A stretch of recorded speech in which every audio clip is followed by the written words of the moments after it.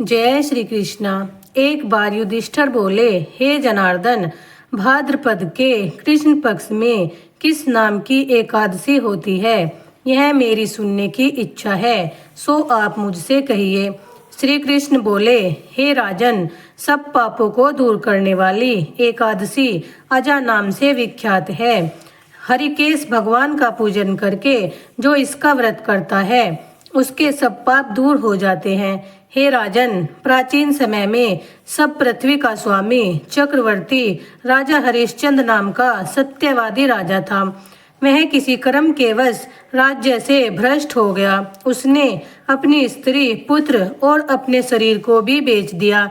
हे राजेंद्र, वह धर्मात्मा राजा चांडाल के यहाँ नौकर हो गया, परंतु उसने सत्य नहीं छोड़ा। वह स्वामी की आज्ञा से कर के रूप में मुर्दे का वस्त्र लेने लगा। वह राजा सत्य से नहीं हटा।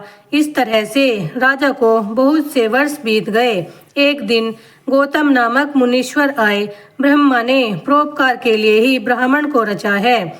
मुनीश्वर को देखकर राजा ने उनको प्रणाम किया।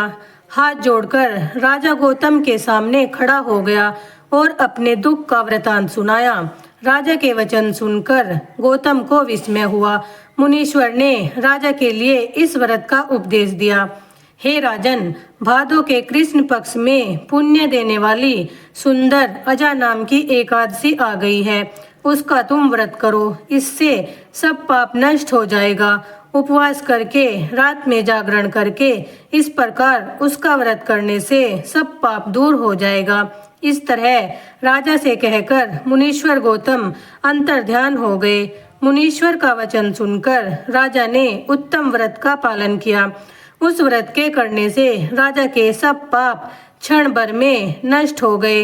हे राजन, एकादशी के प्रभाव से राजा ने निष्कंटक राज्य किया। सब पुरवासियों और कुटुंबियों समेत राजा स्वर्ग को गया।